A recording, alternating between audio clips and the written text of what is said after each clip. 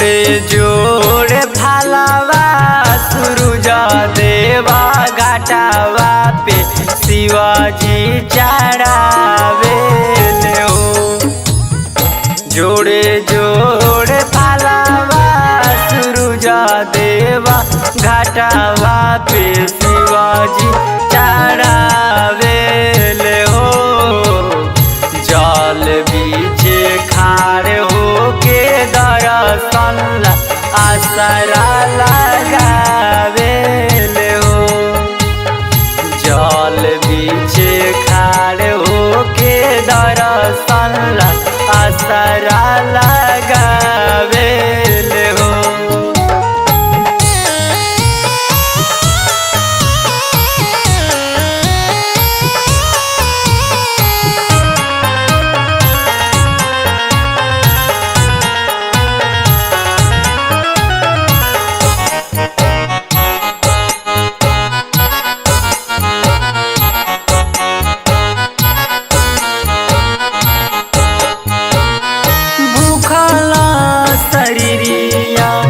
सजल सब मनवा पूरा लगल बाबे सबके दयानवा।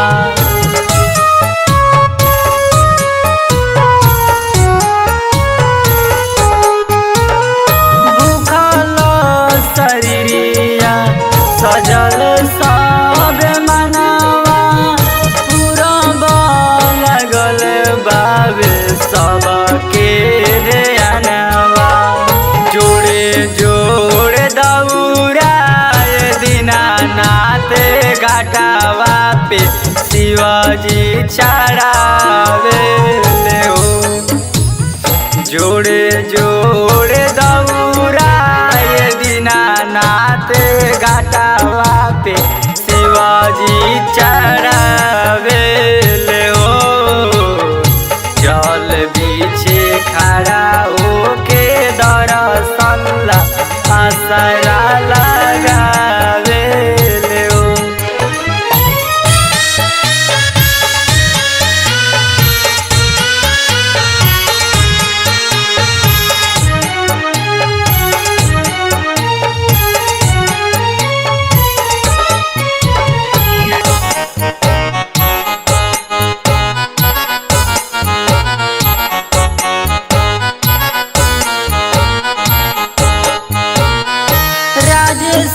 प्रसाद लिखले माई के भजनवा अच्छा के लगावे धई के दयानवा।